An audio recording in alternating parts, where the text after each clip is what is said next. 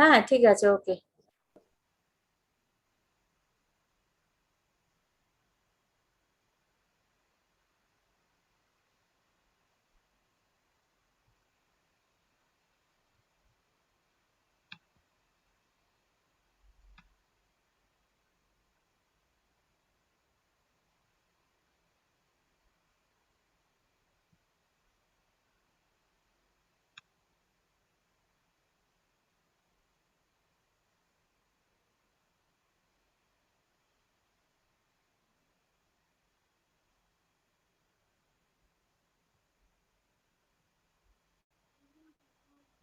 Four case.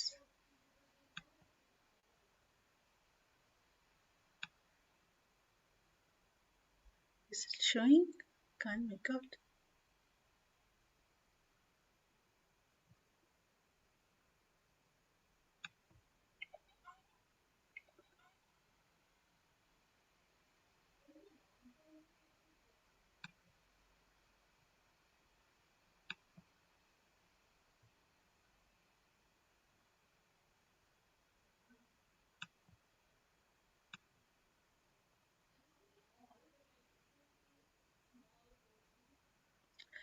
Oh, it is live streamed. क्या करे? अभी stop करो? I can't stop it, I suppose.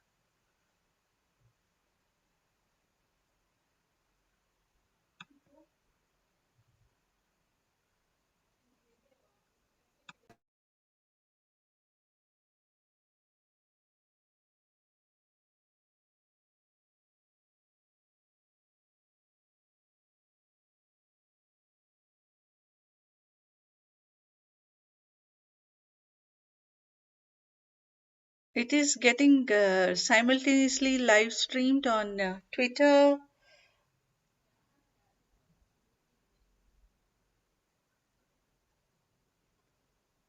Now nothing is there, so why is it live? देखो तो कहीं तो भी वो लाइव हो रहा है शायद YouTube में. No, this is an automated thing. I'm just learning. Oh, okay. So I can't change it now. Let me see if it is getting streamed online. Anyway, तो उसको बाद में हम लोग वो कर सकते हैं. एडिट कर सकते हैं.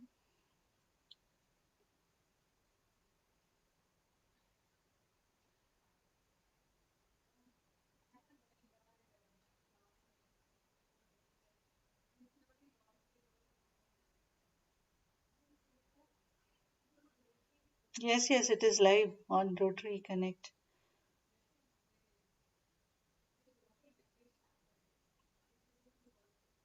Can Twitter also, I suppose.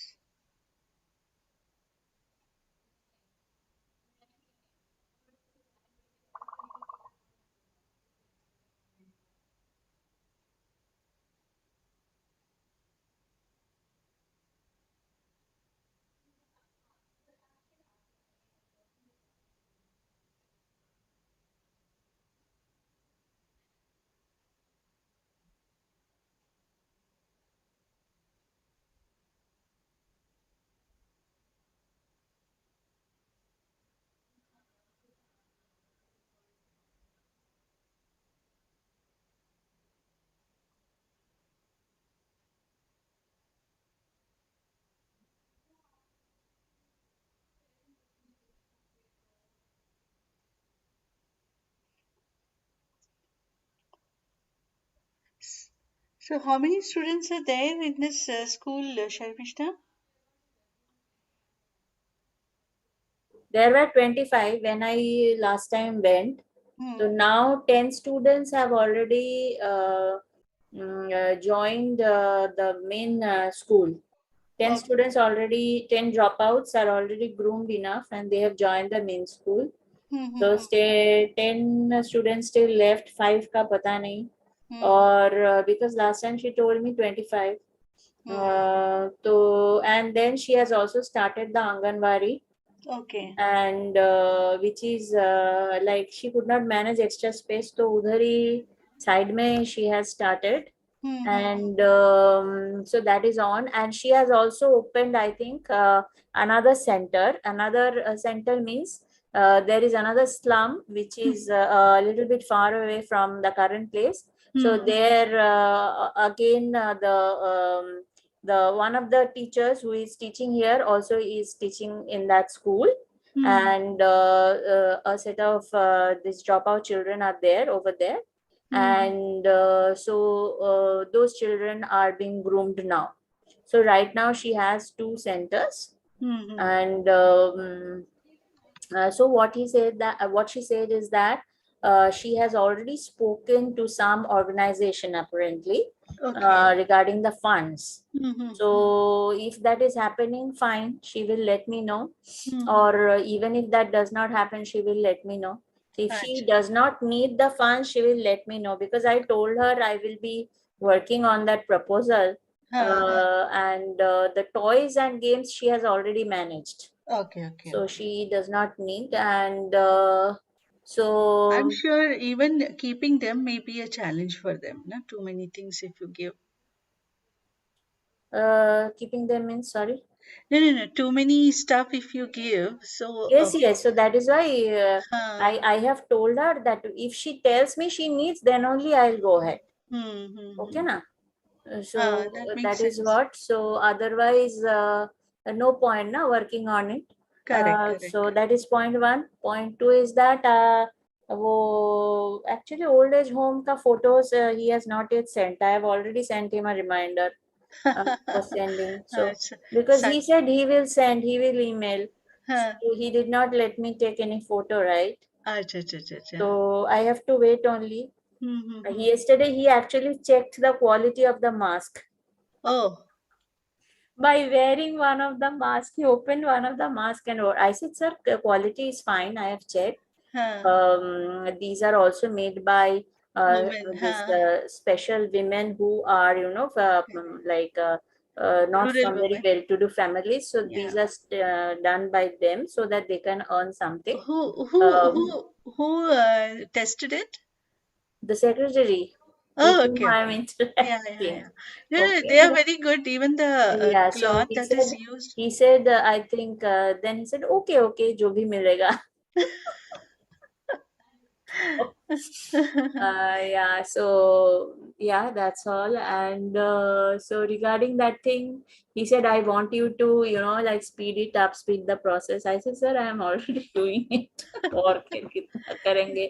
Yeah, So that is what. yeah. I also reminded Subir. I said So I maybe. told him that we have already met Mahindra, and Mm, they mm, quoted three, and mm, we are trying to bring it down so that we if we can get some discount. And also, mm. would you be interested in second hand? No, no, I'm not interested in second hand. Whatever it is, I want fresh only. Maybe So second hand will have its own challenge. I think it yeah, makes sense so too. I said, okay, fine. Mm, So we are already working on it. So I told him that. So I told mm. yesterday actually there was this World Handicap Day, right? Correct, They correct. had this procession at Ring Road. Hmm, I hmm, mean that Queen's Necklace Road. So hmm, he was hmm. showing me those photographs. So I Oh. told with the handicapped kids, na, the children who are Hmm, part of that organization. hmm, I hmm, said, you send me these photos also. You send me the other photos also. hmm. I He know. was he was showing me on his phone. I said, you send me this. Huh, So he told me he'll send. पता नहीं उसको थोड़ा फिर से वो बोलना पड़ेगा. Let me see. huh. Tomorrow is Sunday. I'll wait. He said he will email. अच्छा, ठीक है. तो ऐसा है. Good, good work, good work. So कोई join भी नहीं किया है क्यों? सब बाकी लोग. डॉन बोल के किसी ने ज्वाइन किया था, right? I know, but I don't But see who is it? I don't know. because it's getting My God, lives. Gitanjali, you are looking so pretty. नहीं, मुझे भी कुछ करना पड़ेगा. This is अच्छा, one of my मतलब I was telling somebody, किसी ने वो इको क्या बोलते हैं डिटर्जेंट का कुछ शेयर किया था यूट्यूब में. So I was hmm, telling them that we also do this workshops. But then hmm. workshop अगर करना है तो ऑनलाइन हो सकता है क्या? वो फिजिकली करना पड़ेगा. हाँ, कौन सा जो ओपन हाउस में जो किया था? वो जो रेसिडा रेसिडा रेसिडा रेसिडा का का। जो मैडम ने किया है ना, वो that one was hands on, तो ये Yeah, that was hands on. Online हो सकता है क्या? मतलब बाकी दूसरे शहर से ज्वाइन कर सकता है, ऐसा हो सकता है? Is it possible? But then the product won't be there with him then. So these are specific products like grapefruit extract, all natural extract, tulsi extract. No, Uh, but if you give them the instruction to collect, and they can tulsi extract, so they can do na at home. नहीं, it's not like that. This is extract अच्छा, मतलब lab machine extract. में करना पड़ता Yeah, है। yeah, yeah. So today also there was a session wherein Sri Lalita explained in detail about their different products and how it helps, how it is different from the chemical laden products. So it was a good session. A lot of तो फिर people. तो नहीं होगा, तो Online in he that होगा. Case वो उधर ही जाना पड़ेगा ना, हैंड्स हम्म ऑन। हम्म उनका जो लैब है वही वही हो सकता है. But at the same time, I think there was a good response for the session because some Rotarians from Gujarat, like there's Vandana Sethi, she is also part of Wildlife's group. So अच्छा, she wanted to take this up and, like the today's session actually.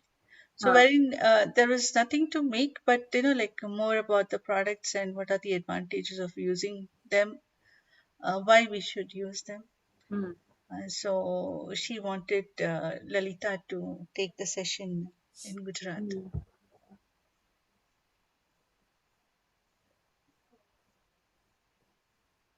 Anyway, so tomorrow we'll see if we can. Around 78 registrations are there. I'm hmm. not.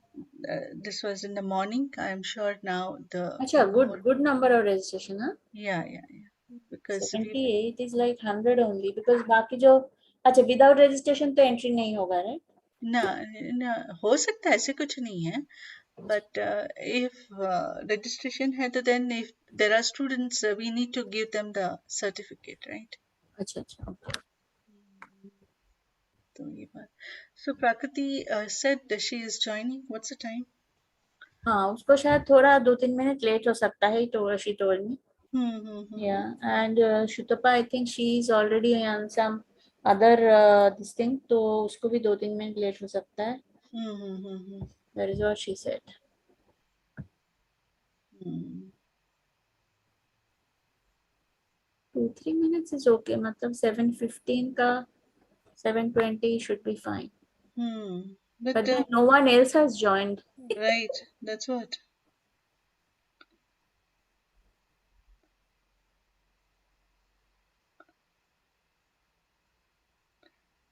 Though I have mentioned it everywhere. कल तो मैंने पूरा सबको भेज दिया है. Suddenly more.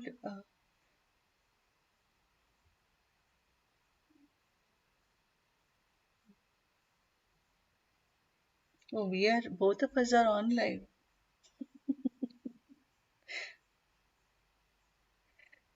देखा?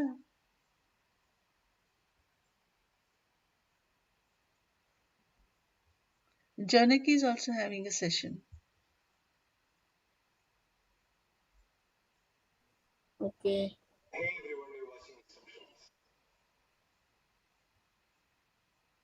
Junaki is having a online session as part of what? No, her own some. हाँ, her own. Okay, okay, Yeah, अच्छा, okay. yeah. There is a sister city, this thing, na, for Malaysia, group of clubs. When is it? It's already over, I think. अच्छा, okay. Yes, yesterday. We didn't take part. I mean, हमारा, yeah, let's see. We'll हाँ, talk it offline. my brother, actually, my cousin, he is as part of Brown Thailand. He is the country head of Brown Acha. Thailand. So he was felicitated by the Rotary Club Bangkok over there. Oh, wow, that's nice. About what area? He does, I think, health. I mean, his organization is in health sector. Oh, okay, So okay. There's This is Partha Sarthi, sir.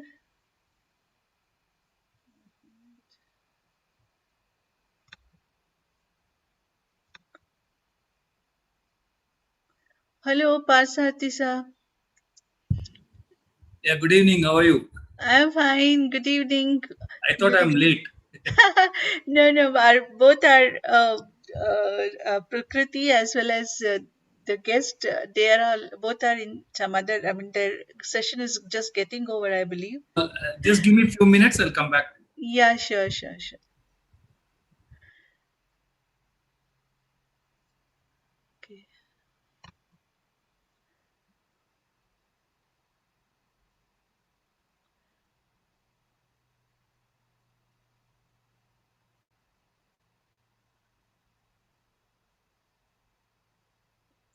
Hello. Hello. Yes. Thank you. Thank you for joining in today. This is Gitanjali here from Rotary Connect. Hello, I'm Sutapa. Yes, I think Prakriti is she able to join Sarmishta? Shomishta, good evening. Good evening. Good evening. After a long time, seeing Yes. your sweet face. Prakriti said she will be joining in another few minutes. Okay, good. Great to have you today. Thank you for thinking about me. So it's so nice. You are doing so wonderful work, so we should know about it. Other people also should know about it. Right. Just to tell you that now we are online on like it's live on Facebook also, Twitter as well as YouTube. So the reach is far and wide about the work you are going to or you are doing. And also, because it is recorded live, it will be available later. Yes. So shall I call Prakriti or Sure.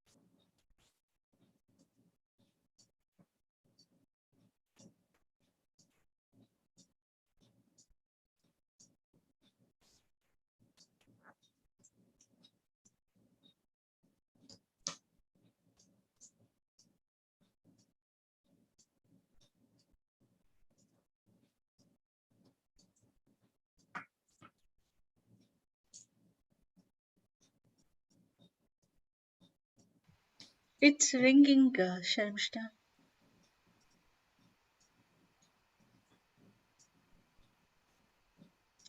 By the way, Sharmishta, Rotarian Sarathi is Path Sarathi is from Sikandrabad. Oh, great to see you, sir. You remember that Gamucha photographs I had? Yes. So he Secunderabad means the Hyderabad Secunderabad, right? Good evening. Good evening. Sorry. I was on a call. I just muted myself. Yes. I am from Rotary Club of Secunderabad, District 3150. This is part of Telangana and Andhra Prakasham Guntur Andhra. Yes. We are both the states are involved in these districts, revenue districts. Oh, I'm that is the great, sir. immediate past assistant governor, now district chair, Rotary Friendship Exchange. That's how I got connected with Gitanjali. Yes. So this Yes. is great news, and really happy to see you join here today. I stay in Hyderabad.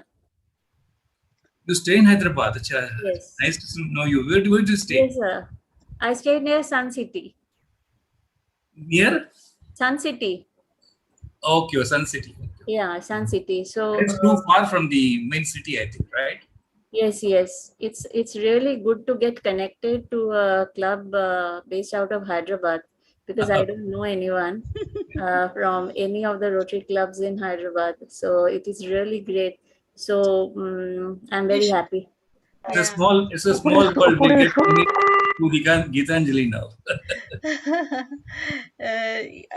Sharmishta, I think I was telling you about this friendship exchange group. Probably, like I'll share you the link. Yeah, you can also join. Hi, Prakriti. Yes. Hi, Gitanjali. Hi, Yeah. Hi. Sharmisha. Hi, Sutapa. Good to see you Yes. all together again. Yeah, Yeah. yeah, yeah. Sutapa, it's Uh, actually not an interview session. uh, It's more of interactive session with all key Rotarian members from yes. many corners of the world. Uh, every e-Rotarian members will be listening to you. So more of CFI, we want to hear from you. Sure. What's CFI, how it's working to eradicate the cancer patients, how they are detected, what's your agenda, everything. Welcome to our show, Tête-à-tête Thank you. Thank with you. Sutapa Biswas, Thank you. Yeah. one of the founder Sharmishta, director of CFI. yeah. That's Sharmishta, often mentioned. one of you will introduce Shutapa? So, Mishra, you continue to introduce her.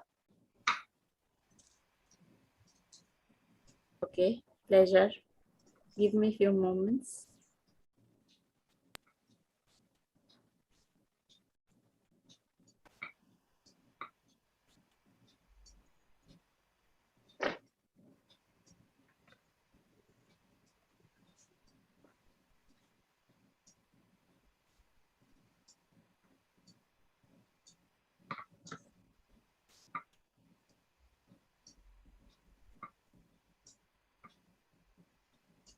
The tagline of Sutapa that I can mention that Sorry? she's a co-founder and executive director of CFI, an NGO which is working for last 20 years. This much I can say regarding her, and how beautifully, how much capability she's working. We are all aware of that. Now it's turn to Shomishta to say more of her. Okay. So let me add few more lines to this. No, Don't want to it's miss very this embarrassing actually. opportunity. Yes, So I know Shutapa from school days. We were in same school till 10th standard, and so this gives me real great pleasure to see her reaching this height, and I'm very happy to have her here, and I want people to know about her work, the effort and time she's giving to the cause. She is the co-founder and executive director of Cancer Foundation of India, which is an NGO working for prevention of cancer, and the organization is working in this field for at least around 20 years. The organization is based in Kolkata. She started her professional journey as a documentary filmmaker at the St. Xavier's College, Kolkata in 1993, where she used to script and direct short documentaries and films, along with being a voiceover artist. And then after spending some time in this documentary filmmaking, she had a personal loss after a few years, and this changed her path, the trajectory of her life. And then she wanted to do something for this cause of cancer. And she, with other eminent professionals, founded this Cancer Foundation of India. She specializes in cancer communication, along with being a public speaker in national and international forums. Her work has been widely acclaimed both nationally and internationally. So many prestigious, awards she has received from the American Cancer Society, Atlanta, USA, and then International Recently from who? Research on Cancer, WHO, France, Cancer Council, Australia, Union for International Cancer Control, Geneva, Switzerland, John Hopkins Bloomberg School of Public Health, Baltimore, USA, European Union, this is International Cancer Control. And she has also been recently honored with the Lifetime Achievement Award from We Care Foundation, Mumbai. She has done her post-graduation in mass communication from Jadavpur University, Kolkata, and she has been a guest lecturer in the communication studies in Loreto College and St. Xavier's College, Kolkata University. So regarding her organization, Cancer Foundation of India is a national level NGO based in Kolkata, and CFI's team of professionals and volunteers are driven to bring a paradigm change in risk reduction, prevention, and early diagnosis of cancer in India. All different types of, cancer, mainly three groups, breast cancer, cervical cancer, and tobacco-induced ones. So tobacco-induced ones account for almost 60% of all the, cancer in India. So this organization CFI is building the awareness through various public platforms, policy issues, and they are participating and focusing on information sharing, research, training, screening and service, that is film screening. Currently, CFI has directed energies on issues of HPV vaccination towards elimination of cervical cancer in India. And then we are also bringing in other, like state governments, the voice of people living with non-communicable diseases at national and subnational levels. In India, about 3,000 people are diagnosed with cancers every day, they are saying. So over 60% of these patients are diagnosed at an advanced stage. That means very less can be done for these patients.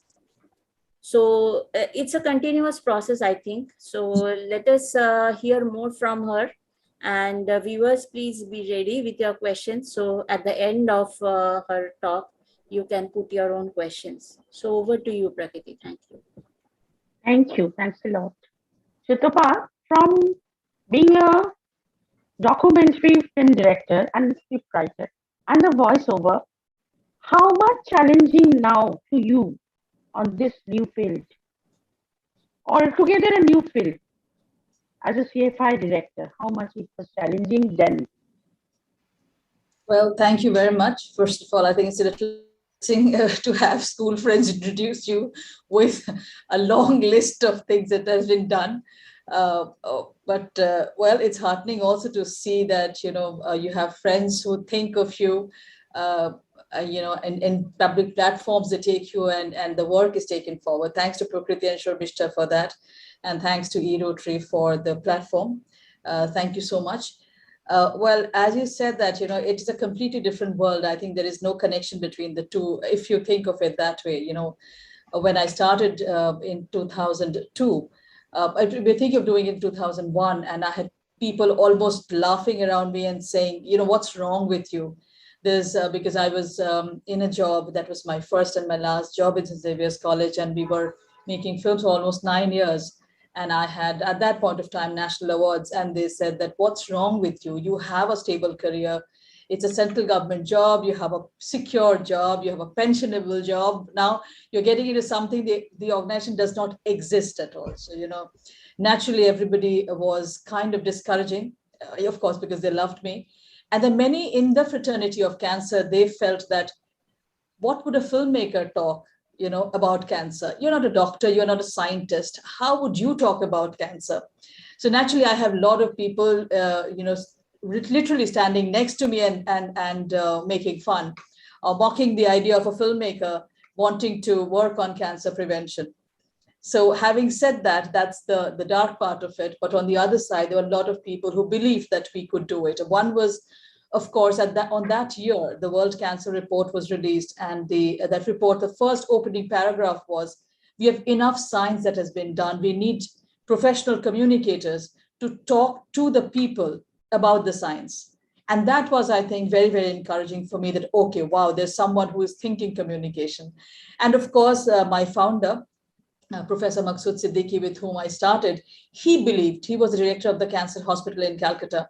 And he has worked internationally also for many, many years. So for him, he actually believed that there was a role for a communicator in cancer prevention particularly. So that way it was a little easy. And if I look back as two different professions, I think in that profession, technically I was there for officially 9 years, though I taught for a longer time. And now here I'm for almost 20 years. I think both are very, very satisfying. I think, now I have bridged the gap actually, because I do cancer communication here. So I brought communication to cancer. So I do what I used to do, because we studied development communication when I was studying in Jadavpur. So those are the learnings that I brought here. And that's one of the things that I keep on doing. And of course, enhancing my own capacity to be a better communicator every day in cancer prevention. That's the way mass communication helped you out to reach more people. And what are the agenda now of CFI that with NCD? You are working with on NCD. Yes, see, primarily Cancer Foundation of India is a non-profit, an NGO as we call it in India. And what everybody understands that if you're an NGO, then you are supposed to help people, right? So most often we get calls, people say, I have a cancer patient. Can you support the treatment? Can you give financial support? That is the first thing that we hear. And even people say that if you're not giving finances, then what are you doing? Then, it's pointless to do anything. But, in our experience, what we have seen is that normally when you get cancer and when it requires a lot of money, means the cancer has advanced. Late stage cancer is always, very expensive to treat. And most cases in India are late stage, diagnosed late, very, very late. And it's very expensive. And also that you cannot really cure the person. You can prolong the life, but you cannot cure. So that is the basic premise of what Cancer Foundation of India does. Because when I lost my grandmother to cancer and saw her, losing her literally every day. And that's one thing that I realized, that you can't do anything if you have the disease in the late stages. You just have to see the person go. So what we had thought of doing is, how can we reduce this whole problem of getting late stage cancer? So early diagnosis, this is one of the things that we thought of working on. And of course, not letting people get the disease. So now if we look at the NCD, the non-communicable disease spectrum, which has got a lot of diseases, one of the major diseases is cancer. So many of the risk factors or the lifestyle factors are common to all of us, which is, tobacco is common, alcohol is common, unhealthy diet is common, and, you have physical exercise, inactivity, that is also common. So what has been done internationally is that all these major diseases of non-communicable disease, NCDs, as we call it, that is diabetes, cancer, stroke, mental health, all these have been put together and said that you all work together, have a common voice. You work together because your lifestyle factors are similar. Same actually. So if everybody's talking tobacco, why talk separately? Rather, come together and have the voice stronger. So one of the areas of work for us is, of course, cancer is the focus work. But in the NCD spectrum, what we try to do is build on capacity, bring out people with the lived experience of NCDs, So, and take them to policymakers, because we work at policy advocacy level in changing policies, strengthening policies. So the whole idea for us is to make sure that the policies are strengthened and we have prevention being done at the level of the community across the country. How does prevention, what are the measures of prevention in the early stage? How could you detect and prevent this NCD? See, one of the things is that for cancer particularly, the first thing that comes to people's mind is that you can't prevent cancer. Well, if it has to happen, it will happen. So that's the most common thing that we keep hearing. Because cancer is not, it's not caused by one factor only. It's a multifactorial disease, a lot of things, there are a lot of people who don't smoke, they still get cancer. There are many who would have maybe a very healthy lifestyle, so to say, they will still get cancer, because it is not just one factor. And also that cancer happens in your whole body, any organ. So what happens is that tobacco, smoking would cause cancer of the lung, probably.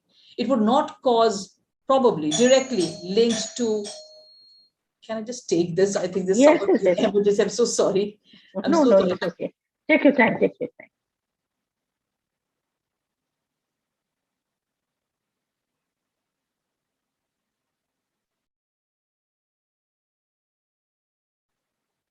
Hello to a very new member.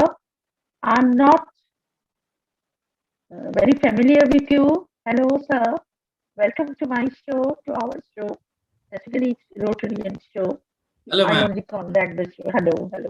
Nice to meet you. Nice to meet you for the first time. I'm the invitee of Gitanjali. I just joined. Yes. She's part of this friendship exchange group we are forming. We did an international program also recently on foundation seminar. She must have told you. Yeah. Yes. Yeah, we have our other member, Mr. Yeah, I mean, we have, as I mentioned, like we have members from all over the country and abroad. We have Prakriti is joining in from Calcutta, and then we have Ishwarji here. He's online. He's joining in from US. Hello, Prakriti. Hello, Ishwarji. Hello. Hi, sir. Yeah. Good morning. I know you.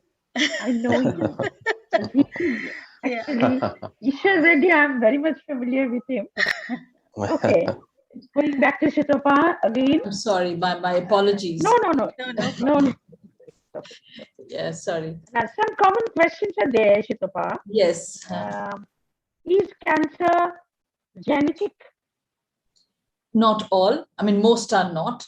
But, as I said, as I was talking that, it's a multifactorial disease. So normally when you have, as I said, one thing, if you're smoking, there are many times we have people who don't smoke, but they still get lung cancer. It could be air pollution. It could be passive smoking as well.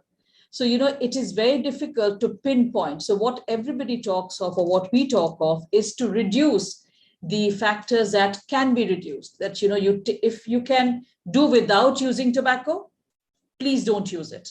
Because we see a lot of people who are using chewing tobacco, for instance, or gutka or khaini or anything like that. If you have khaini, for instance, you have cancer here. So that is the localized area where you're putting it in, and since you have some of your members from Andhra, so I just want to mention that, in Srikakulam district of Andhra Pradesh, you have women, fisher women actually, who smoke kind of a hand-rolled churut, and they put the lighted side inside the mouth. So when the lighted side is put inside the mouth, the amount of heat that is there, it causes palate cancer. Now that is very typical of that particular region. You don't see that anywhere else. So you have these factors, the risk factors, which are inducing a particular kind of cancer. So it is not that you can generalize and say that, okay, if I don't do this, I will not get cancer. I will have these particular tests and I will not get cancer at all.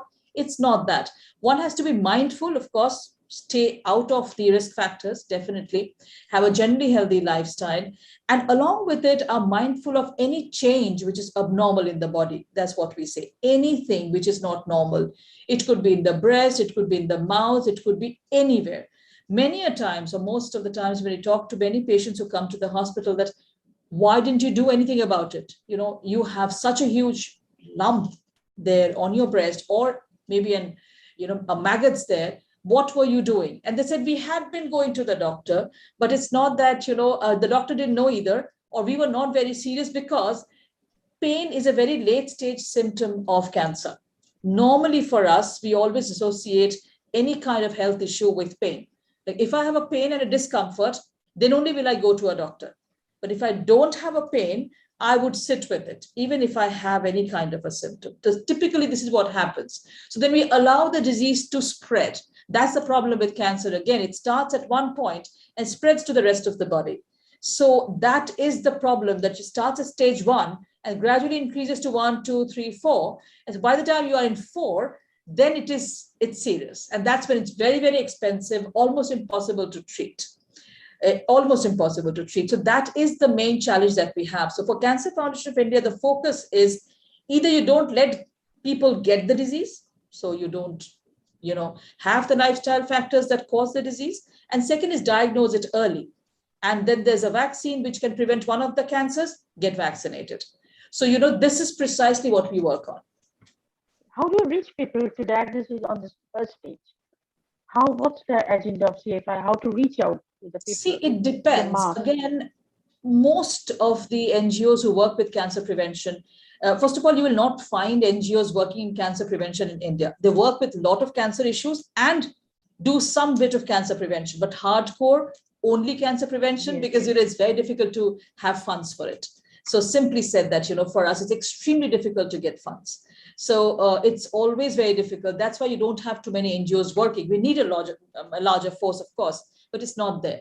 So when we started working, we strategized that, what do we do? I mean, where do we start, or what do we do? So the whole idea was that, you have limitation of human resource. You don't have as many trained people, and you have a limitation of financial resource. So what do you start with? And India is a huge country. Where do you start and where do you end? So in your lifetime, how much do you do? So what we planned internally, and since we are very, very high on intellectual resource, that's, I think, a huge strength that CFI has, and we are known for that. That is, it's the brains behind CFI. So what we planned was that let's do high impact work. So we have to plan work where we plan in such a way that we can reach out to the right target group and impact many more people. So one of the focus areas for us is like policy changes. For instance, we are working on, suppose, one of the vaccines, which is for cervical cancer, called HPV vaccine, the human papilloma virus. Now that vaccine, there are two options. Either we can buy the vaccines and as a community service, go on giving to individual girls. So we can go on doing that. That's one type of service. What we thought that there is no end to it, because there are girls across the whole country. How many do you cover as an NGO? We have limitations. So we know where to stop. So we said, oh, we can't do that. And we can't sustain it also. So what could be the other option? The other option is that every girl in the country gets it for free, like the polio vaccine. So now what we work on is the high impact part of it is that we work with the policymakers and we work with other experts that let us put HPV vaccine into the universal immunization program of the country. So you work on the cost, you work on lots of things, and also other policy issues, so that when it gets into there, it's a slower process. Actually, it takes more time. But as and whenever, we all know there are a lot of people working on it. So we are that group that works across the country. As and when we are able to take it there, forever, all girls in the country are protected. So one little NGO can take it forward and save or protect every girl in the country, not immediately, but forever. It becomes a part of the government program. So that's the kind of work that we do.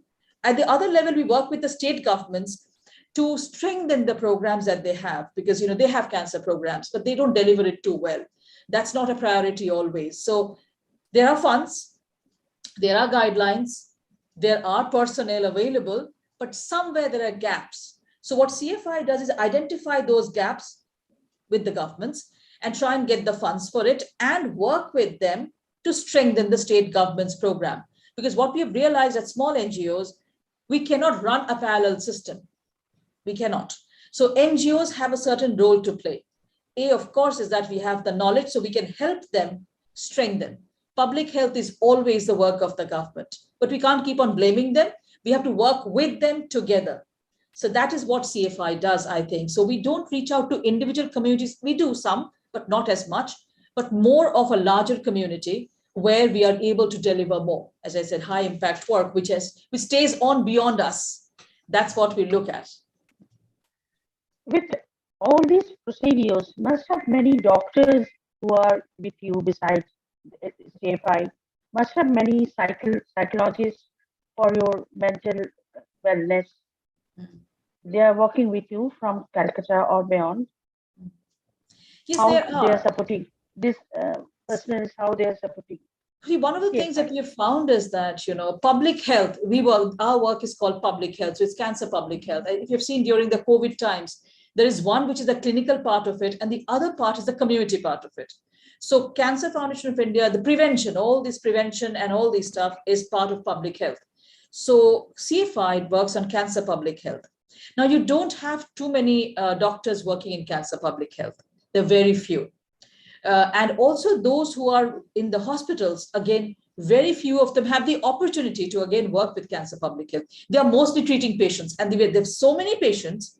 After that, hardly there's any time for them to come out and even have time for a lecture, to be very honest. That's a reality. So even if they want to, it is difficult for them to find the time. And I'm not talking about the lecture, Sutapa. How do they serve you, the CFI? Most of them are from the government. That's what I was trying to come to. That since it's cancer public health, we do not have a lot of private practitioners supporting us, because it is not one of their focus areas. But yes, from the government, most of the time they are the intellectual brains behind it. As I said, when you're talking of policies, we are talking of structuring. Even there are many bureaucrats, who are IASs, who are part of the government.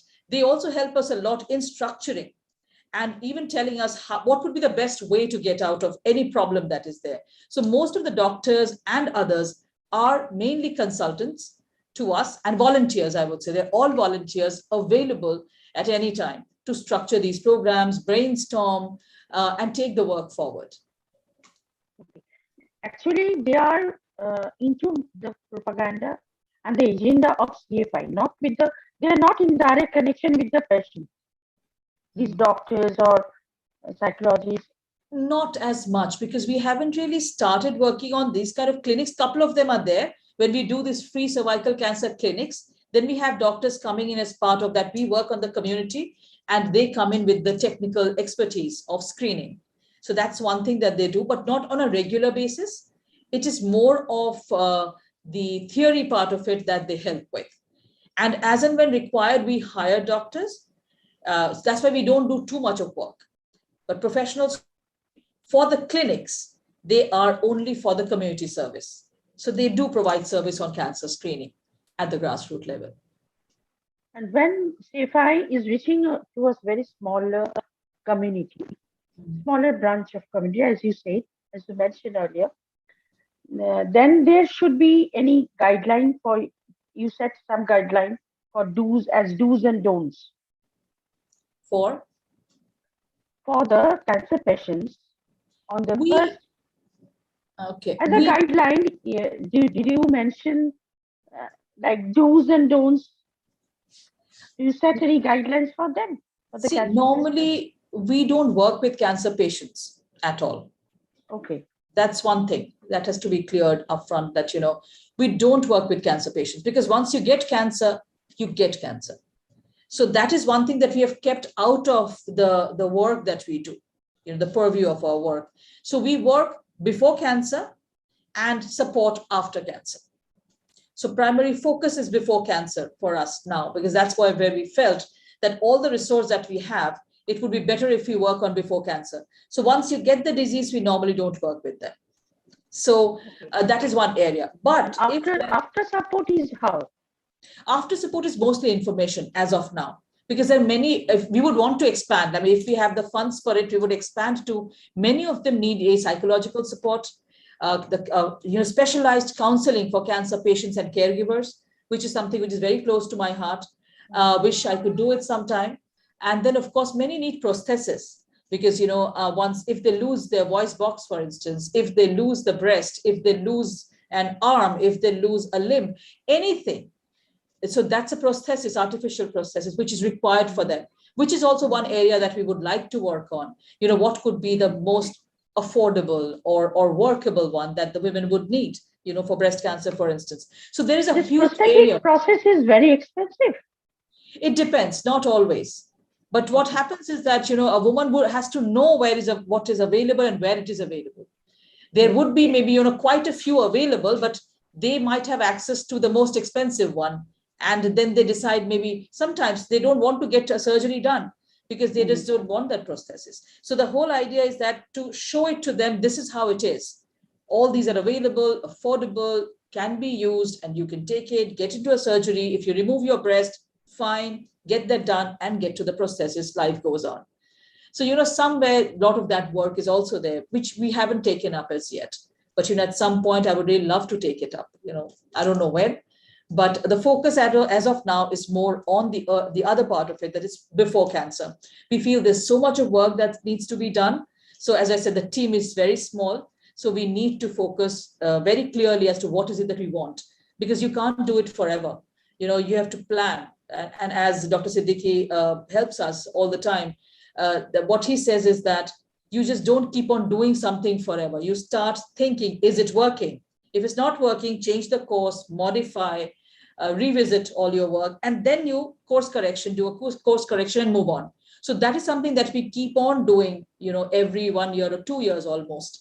So which is why we have a very, very quick change in the planning. And that strengthens our program, actually. That's why during the COVID times, we could very easily, work through the COVID because of this kind of planning that we always have. So we are kind of mentally geared for any kind of change, that, okay, if this is going to happen, then this is how we're going to circumvent and get the work done. Now, the breast cancer is very much increasing in number. What is the target age exactly? Very young? For breast cancer, earlier it was older, but gradually you find it's getting younger. So, the main concern for India is that we are getting women at the age in the 30s, in their 40s, when they're not prepared for it. And also that's the peak of their life, when professionally and personally also. So India is at a very, very, complex stage in terms of handling cancer. If you look at breast cancer, for instance, since you mentioned it, what we notice most of the time is that women are unaware of the changes. And as I said, there's no pain. And if you don't have a pain, you would not go to a doctor. And one would also be on constant denial that it can never happen to me. Listen, not to me. It can happen to anybody else. How can it happen to me? I didn't have cancer in the family. So it is not happening to me. So they will sit quietly. And breast cancer symptoms are also not always lumps. There could be a lot of other set of symptoms which are there, which could be a discoloration. It could be even the texture in any part of the breast that, changes to a rough orange peel-like texture, or could be discharged from the nipple. There are a lot of these things that are there. But the main point here is that, since we are not thinking that my breast can be diseased, so we are not paying attention to it. And also that's a body part which is inside, hidden. So until the woman talks about it, no one would know. If I had something on the face, somebody would see it and say, oh, what's wrong here? But, with breast cancer, the problem is that it's all inside. Same with cervical cancer. It's again a private part. If the woman doesn't say she has a problem, nobody will ever come to know. So it's the responsibility of the woman to first be aware of a change in the body, which is not normal. And she needs to talk about it to any clinician, anybody she is visiting. But she needs to talk about it. That, I think, is the first thing. And the second is that girls need to be told very early on in life. Like we had a program for a short while in the college on breast cancer, on breast health education in Calcutta and in Shillong, because we work in the Northeast as well. That, you should know what the changes in the breast are, because when they're young in college, then they have a normal breast. So then gradually, if they learn how to do a self-examination, which is a way for them to know there's a change happening, so they would know the normal breast and they'll know the abnormal breast. Now, when you talk to a woman in the 50s, she can't change her habits. If you tell her that please go ahead and do a self-examination every day, she will not do it.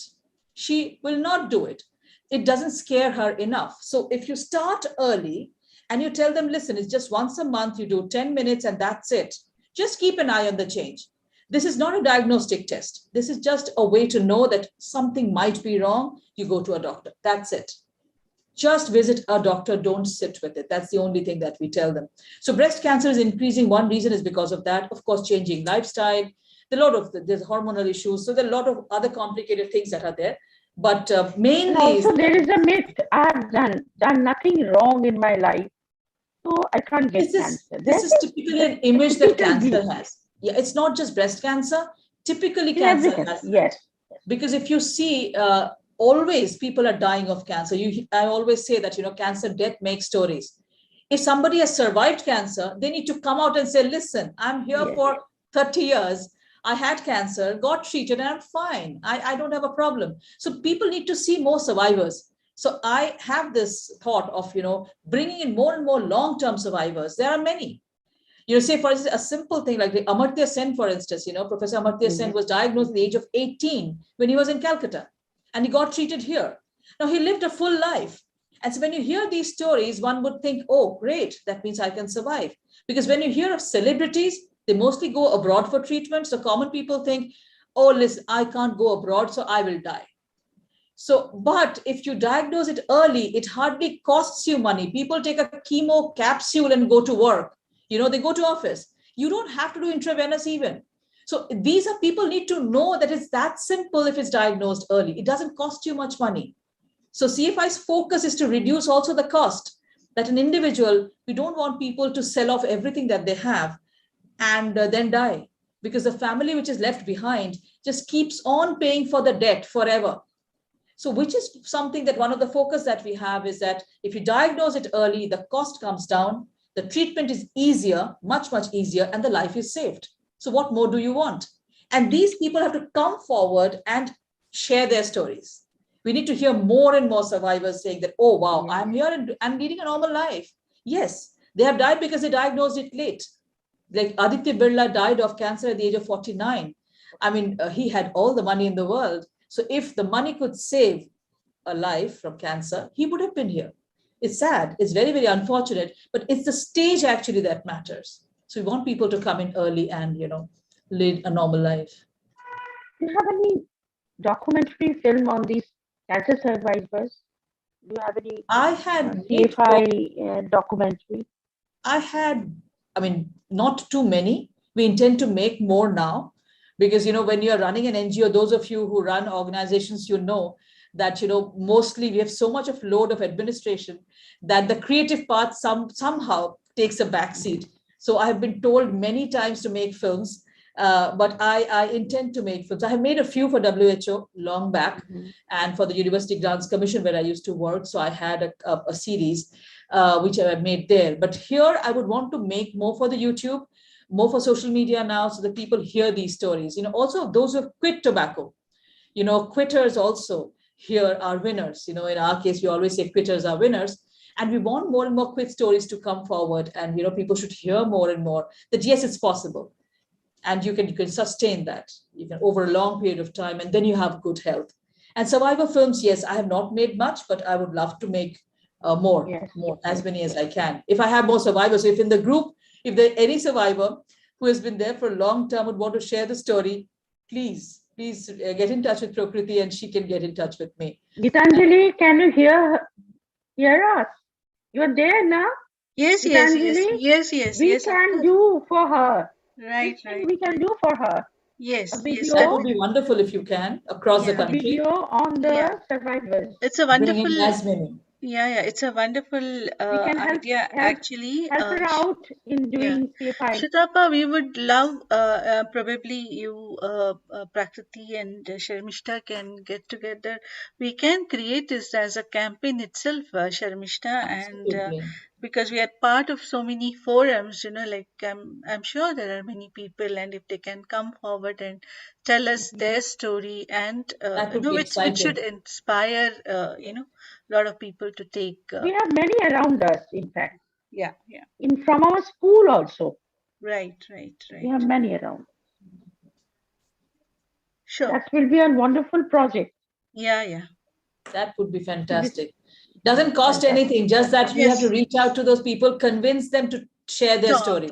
Share their story. The part that we have, because, in the next 1 year, I intend to have, create 3 networks I'm thinking of, stories of those who have quit tobacco, not just smoking, but other forms. So we have people from all strata of society write those stories up beautifully. Interrupting you, Zarda is also one ingredient. Yes, all forms of tobacco. So, this is one is for cervical cancer. I want those girls who have been vaccinated, women who have survived, and breast cancer, particularly. And of course, all survivors are welcome, but not all cancers can be prevented. That's one of the things that could be diagnosed early. So the tricky part is that, all cancers cannot be worked on in terms of prevention. So we focus on the major ones, which can be prevented. And that takes to almost 60% of cancers in India. And so we don't get into all cancers. So our focus is on the preventable major ones. And that's the government guideline as well. That's what the Government of India guideline says as well. Focus on these. Sure, definitely. I mean, we'll definitely work on it. Yeah, that would be wonderful. Any questions for her from the viewer side?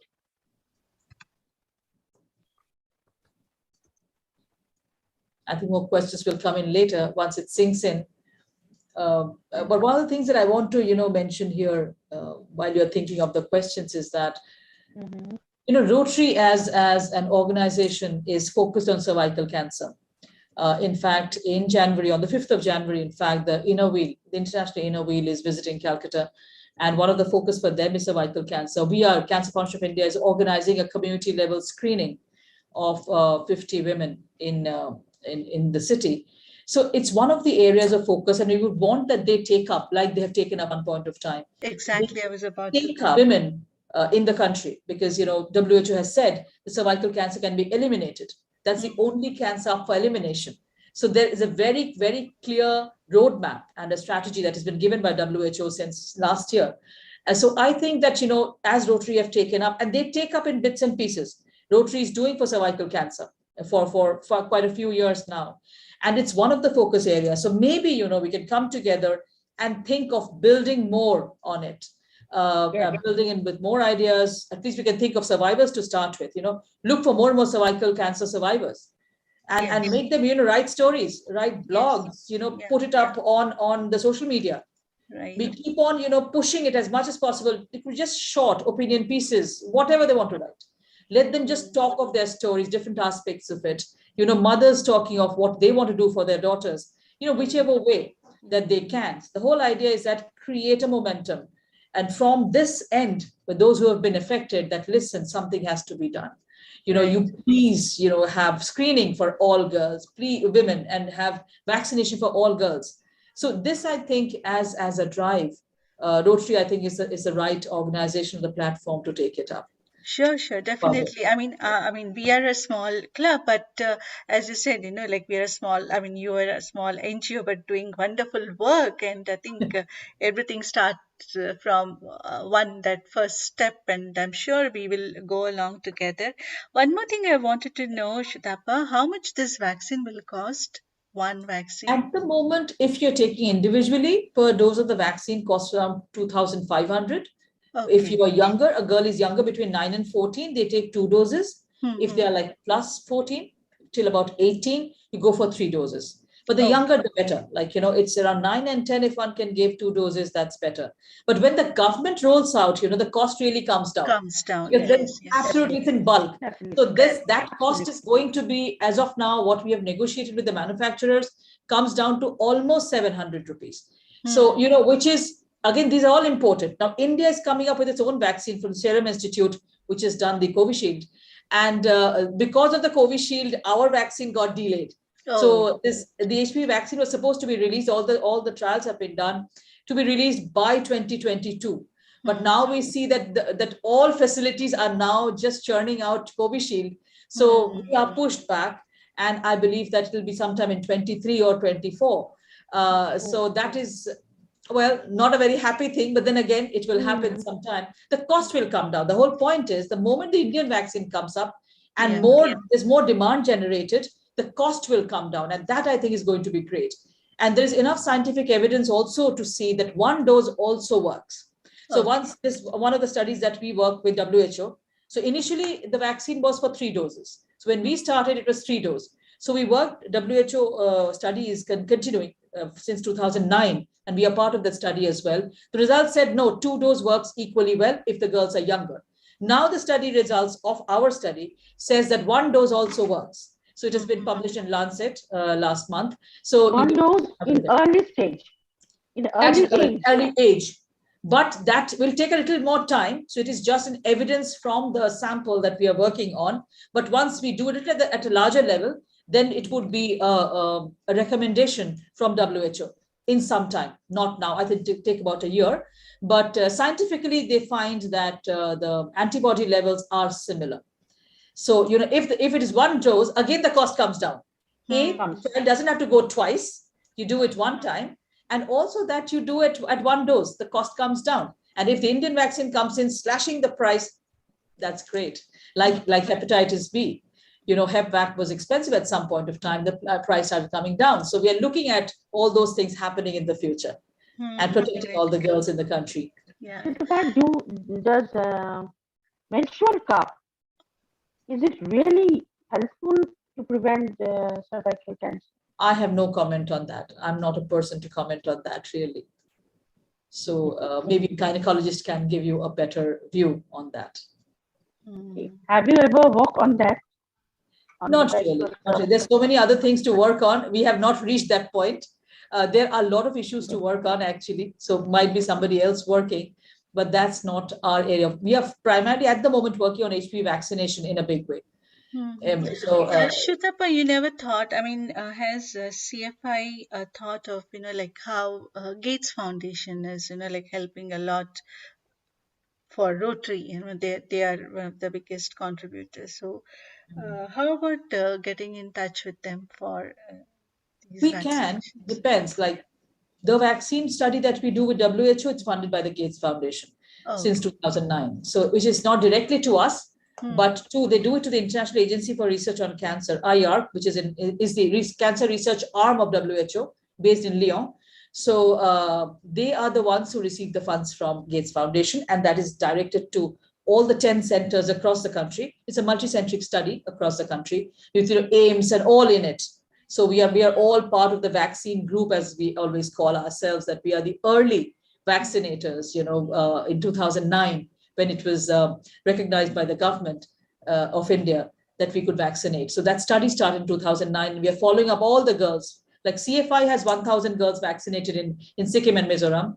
And we follow up all the girls regularly for the past, say, 10, 11 years now. And it'll go on till probably 2025, and they are absolutely fine. And we keep on checking the antibody levels of their body. So the blood is collected, cervical cells are taken. That's all monitored by France, so WHO. And we do find that those get support. Those kind of large studies, Gates Foundation have supported. Our kind of studies, there are different funding agencies we reach out to. One, of course, is for us now is the American Cancer Society, which is working with us on HPV vaccine communication. So which is one of the strong areas of CFI. And as I said, since my area is communication. So that's one of the things that we are doing. Then, of course, we have a Government of India funding from ICMR, which is to strengthen the northeastern states on cancer screening. So we are working with, it's a 3-year project funded by ICMR, which is to work with Mizoram and Meghalaya. We're working with the state governments, working with the teams that does cancer screening and seeing what the problems that they face and how we can find a solution for that. And make sure that it's streamlined.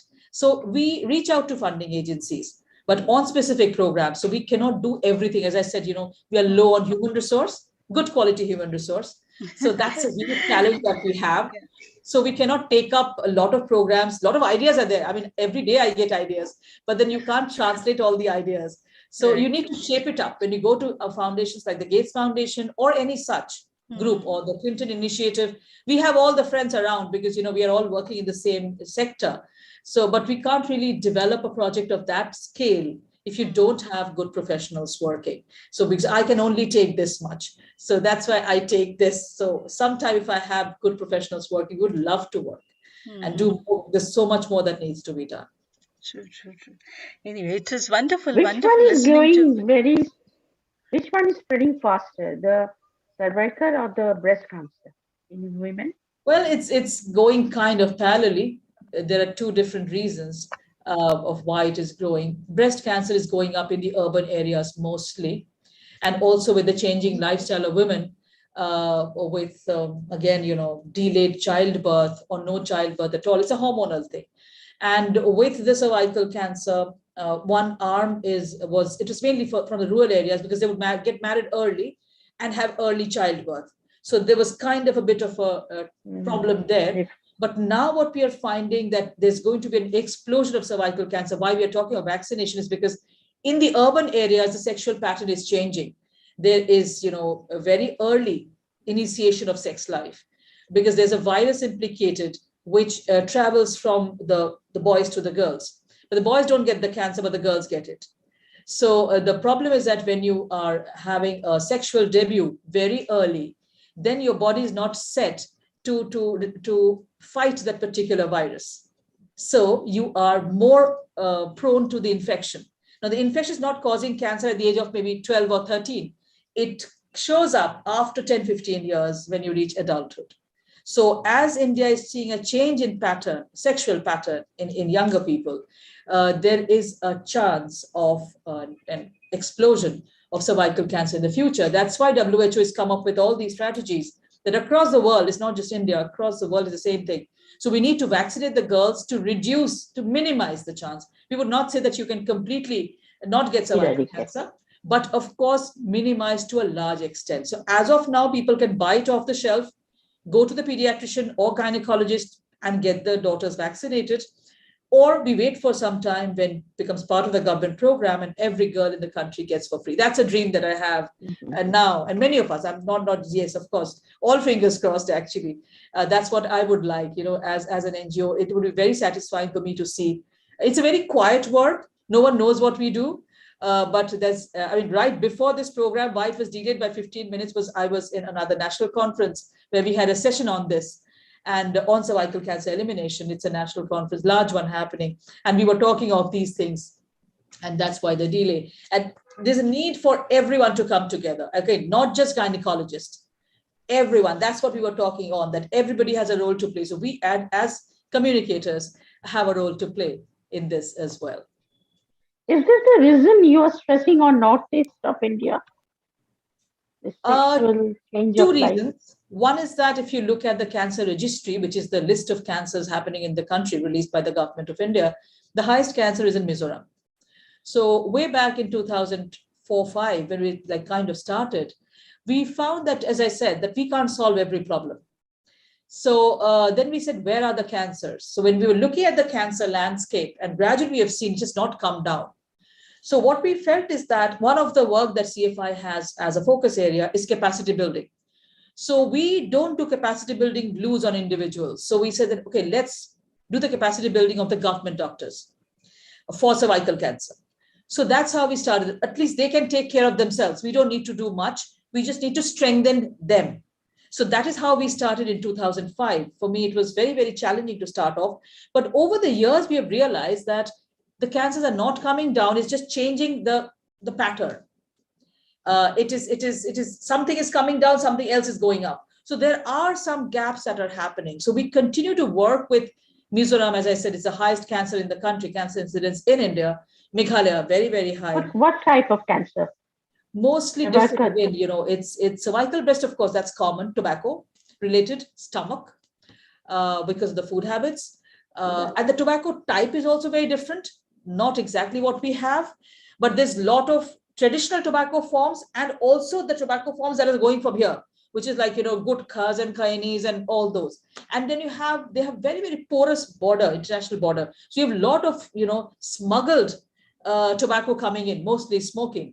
So those are again unregulated, and children take on that very, very early in life. So there are a lot of challenges that are there. So you see a different pattern, of course, stomach, esophagus, those are very high in those places. One of the reasons is food. So you cannot touch the food. It's very sensitive to tell people you will not have this because they have been traditionally having it. So very tricky. So it's very, very tricky, but we need to start off somewhere. And we will, of course, work on it. There are very good people who are there in the government who are open to changing the pattern of the communication that they do. And we are hopeful. They believe that CFI can help them. So that's also one of the reasons we feel that we can do capacity building. So we work with the governments in Mizoram. We are working for a very, very long time, Mizoram particularly. And the vaccine work is happening in Sikkim and Mizoram simultaneously. I did a breast cancer work for 4 years in 4 states, that is Mizoram, Meghalaya, Manipur, and Tripura, which is on breast cancer, that early signs, how women need to be told and how the government can engage. So that is why Northeast is of interest to me for that. And also these are smaller states to work in. So when you are structuring a model, see, Bengal is a large state with a huge population. So rolling anything out comes in later. You first need to structurize, as we say, pilot it, create a model. So with Northeast, these are smaller states, not much population, but they have the structure of a state. So you can try out models there very easily. So that is one of the reasons why, personally, if you would ask me, I go back to the Northeast for that, trying out different models, and then I can come back and to any of the larger states and get it replicated. Okay. Yes, then they can customize. Like I'll bring it to Bengal, for instance, that's my state. I do work with them here, not as much, but yes, I do. So we can bring the pieces from there and then we can modify it here. This is a large state, very highly dense population here. So not very easy to work on anything large scale. Love speaking to you. So informative session. I'm sure everybody enjoyed.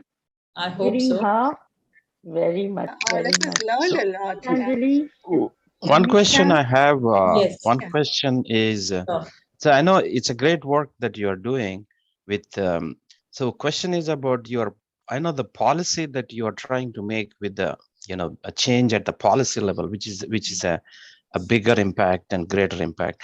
Now, how you are successful in influencing the policymakers?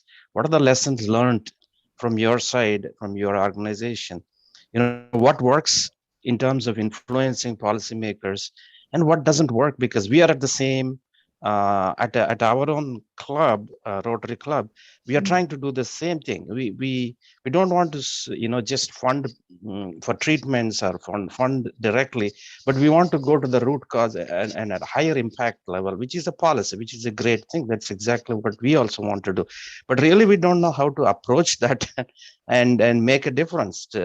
So we just want to hear from you. What are the lessons that you could share with us? Yeah. I completely understand, Mr. Reddy. You had touched upon a point very close to my heart. When I was long back, I went on a fellowship to the US, the American Cancer Society. And the first day I was to be, attached to the person who does policy advocacy. And my first sentence to his name was John Daniel. And first thing I told John, I will never, ever in my life work with policymakers. John, I'm not interested in this particular session. It's part of my training. I'm sitting here for 2 hours. I will sit through. You can talk, but I'm not interested. So that was 2006. And now I only do policy advocacy. If you would say that's the main work that I do, and I'm paid for it. That's what I have taken it to. Now, to the main learning is patience. The first thing, it takes a lot of time. The system doesn't work. I'm telling you exactly what I have experienced. The system doesn't work, individuals work. You have to find that right champion within the policymakers, among the policymakers, within the system, who will take you through. So there are strategies for us to work because I personally work with state of West Bengal, not a very easy state to work in.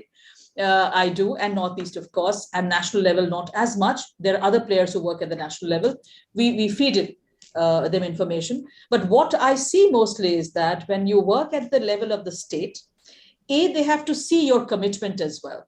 That, are you seriously into it? So I've been working since 2008, suppose in West Bengal, if I would say. Not a very easy state, but it's a long period that they have seen me. And I really bang the table and sometimes unpleasant, but I'm not an activist, by the way. I'm not an activist. I'm a strategist. I work very, very quiet. That's very important. That's a very important. Normally they think, if an NGO, you will take the jhanda. People have told me that, you take the jhanda. Why don't you do this? Break some of the tobacco shops. I said, sorry, not for me. There are others who can do it. I'm not good at it. So I don't even try that. So I am not an activist. So even when I'm working with the government, I work with them. I don't work against them. So if there are problems, I sit with them. They've known me for years now. So they just say, madam, what do we do? So yeah, it's like that. So it's a relationship that you build over a period of time. I've seen some of the younger people grow also, young IASs who were younger at that point of time. Now they are in powerful positions. So they know the commitment that I have personally and what CFI has. So it needs a lot of patience. And also that when you look at a policy, which has a lot of pieces in it, you need to identify the piece that you want to work on, not the whole big policy. So which I think is very critical for you to understand that what is it the change that you want to make? Because we have a particular passion, which they don't have. And many policymakers, they get transferred every other day. So they are not accountable. Most of the time, you go sensitize someone, he's gone. So he's lost. He's gone somewhere else to some other department. No link with what we have been doing. So if you are thinking of doing anything, the best thing is identify what is it that you want to, which policy, identify first, which piece of that policy you want to work on, who is that person, stakeholders, as we say. Identify the stakeholders, do a very good mapping, do a very good analysis of who the stakeholders are, who can make that change, and then work on them over a long period of time. It needs, as I said, a lot of patience. I have learned patience working with them. Yeah, definitely. It's a challenging work. Yeah. Very challenging, very. Yeah. But if it works, it's very satisfying because, with small NGOs like us, you don't have resources. How do you have a high impact? Because, with COVID, you realize you can pop off anytime. So that's one thing that I realized, oh my God, I can go away anytime. So what do I leave behind? So it's leaving behind is what is important for me now, I won't say post-COVID really, but during the COVID time, that's one thing that I felt that anything can happen to anyone, anytime. So what do I leave behind is what I'm working on now. As many as I can train, as many as I can seriously change, or policies that I can at least make a dent. I won't say change, but a little dent that I can make so that the next person can take over. It's like a relay race. You don't do it alone. So, you just have the next person, make it easy for the next person, take a few steps for them. So that's what I am looking at now at this point of time. Great. I think I'm considering the policy influencing as one side of the spectrum, one end of the spectrum for impact. The other end of the spectrum of communication is the parent, the brother, the sister, the mother, the grassroots level at the each and every family level, the education, isn't it? The education and what is meaning of prevention. So at that level, how has been your communication? Like, what are the tools you use to nudge the cultural change to do this prevention education? I'll tell you very honestly, Mr. Reddy, you are touching the points which are the difficult ones. But I'll answer this, when we started doing, many NGOs do awareness, that's a very common thing that, what do you do? We do cancer awareness. That's one of the things that we don't do as much, to be very honest. Because when you make a person aware, then where does he go? Say you tell a person, if you have a symptom, you should report to the doctor. The doctor is not aware of how to handle it. Or if you're in a remote village, where do they go? So you make the system first, which is ready to welcome a person who is willing to change, right? For screening, anything that they need to know.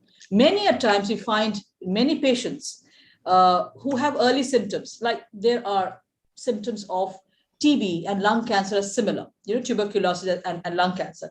They would go to a doctor. They do go to a doctor, but doctor is not aware of the early signs of lung cancer. They treat for TB. And then by that time, the cancer is growing. Now, when the cancer has grown big, then they say, oh, I can't handle it anymore. You please go to a cancer hospital. Now, the person had reached, because of awareness in some way, reached the doctor, but we solved. Sorry. So this is the whole thing that we need to understand, that it is very important to make the community aware, yes, but also provide them the service so that it is meaningful. So we need to strengthen the system and individual doctors. Like I have taken up a small program, it's as an experiment in the ward that I live, actually, under the Kolkata Municipal Corporation, which is 92. And I'm trying to create a cancer-aware community of this ward. I can't do the whole of Calcutta, but I can do a model here. So we're trying to find a smart way of engaging the community, the resources within the community to strengthen the community. So we have like oncologists living here. We have medical shops here. We have the small GPs here, those GPs, general practitioners who take 50, 100 rupees maybe.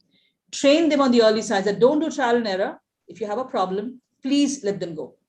Let them go to the right place so that they're diagnosed early and are cured.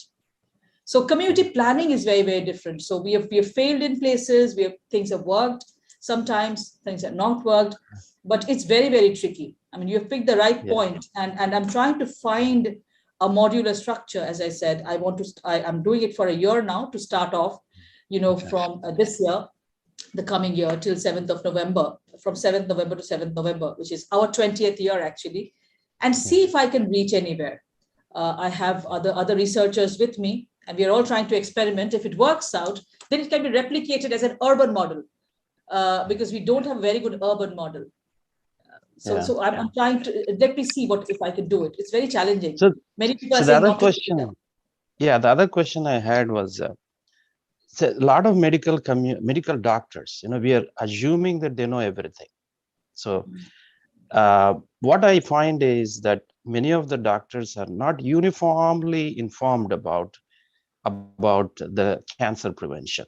So is there an opportunity for talking to the universities who are generating these doctors, in the curriculum, is there enough of material and content and the time spent on cancer prevention and education? Because when I go to a doctor, one doctor is completely not aware of cancer prevention that I have read about, and I have I have incidents like that. So did you find something similar in Indian doctors community who there is enough? I'm sure there is a spectrum of awareness, but can we make that as well uniformity and standardize that awareness? Is there an opportunity there? Did you find that as an area of impact? You've put your finger at the right place. You said that you're looking for policy change points. So one is this, including cancer public health in the curriculum. Yeah, exactly. Extremely difficult because, what has happened is that when we started working on that, that's also one of the areas we started at some point of time. We realized the curriculum is also not standardized. Every state, they would have a different curriculum. So, it is very, very complicated. Public health in general, I'm not just talking of cancer, in general, is not something that one sees as a lucrative career also, even the medical professionals. So you would not find the brightest brain, as I always say. The brightest ones would not come for doing an MD in community medicine. So they would go for something else. So when I talk to those, I work with some of them who have done their MD in community medicine. I talk to all of them. I said, why? So most I find, they're doing it for the heck of doing an MD, to be very honest, but not really focused on or passionate about public health.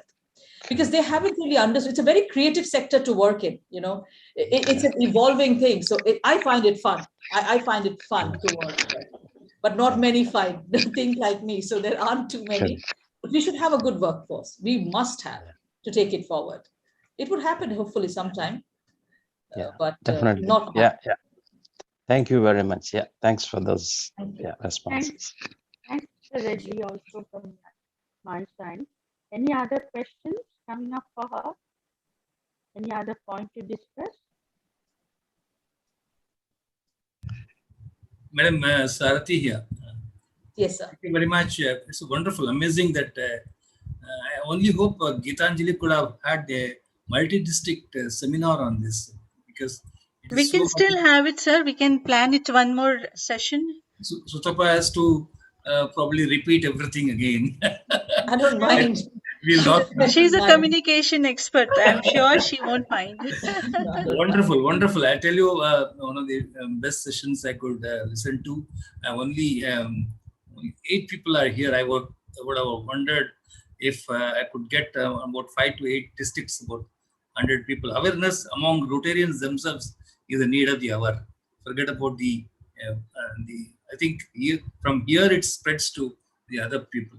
And very good questions asked. Eddie, you answered most of the questions, and you didn't find a champion yet, is it, to match you? That is the part you are talking. There are many. Just that one has to find them. I mean, my school friends found them, so that's why I'm here. So if you can give us see, we are also part of this Rotary Club.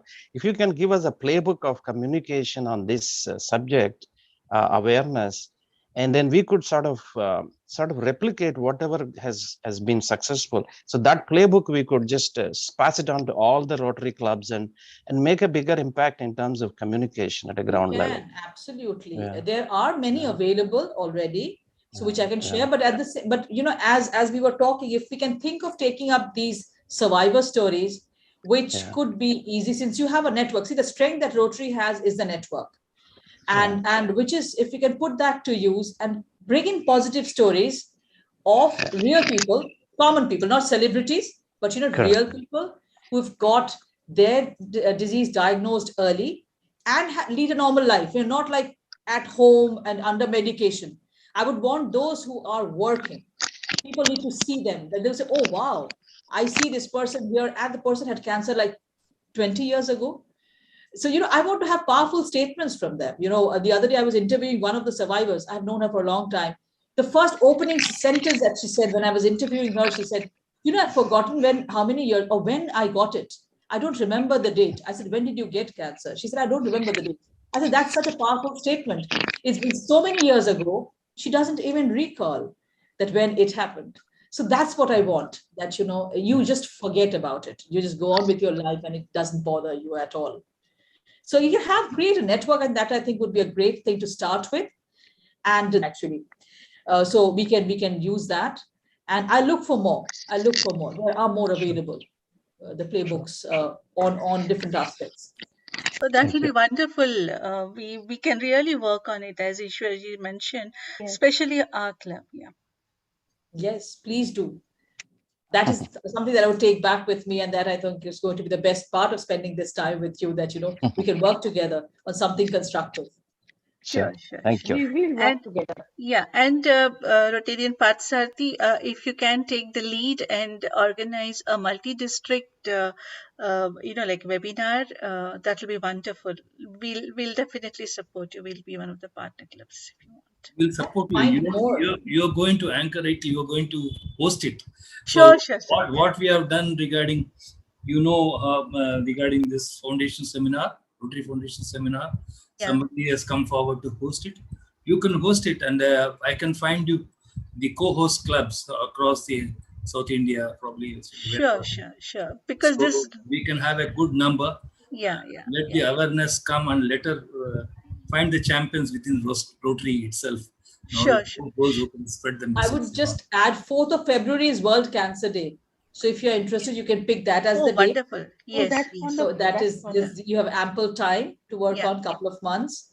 So you can take that up as the day.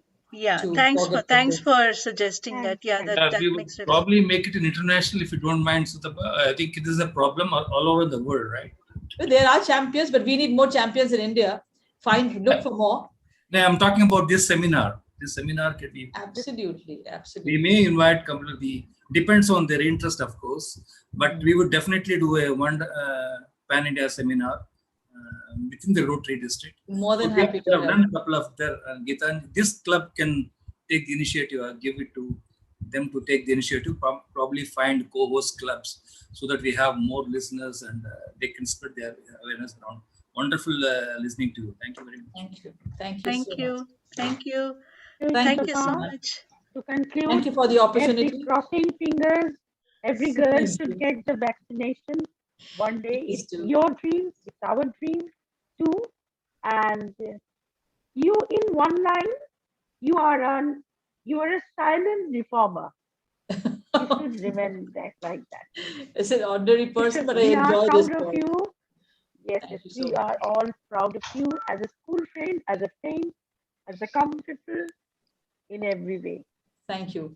Thank Keep you. your blessings and good wishes coming. Love to walk with you. Thank you. Always. It will be an honor for me. Thank you. Thank you everyone for joining. Thank you so much. Thank you. Bye. Thank you so much. Thank you, Thank you very much. Thank you, Gitanjali. Thank you. Thank you all. Saraswati. Bye-bye. Nice meeting you all. Yeah. Thank you, sir. you. Thank you. Bye-bye.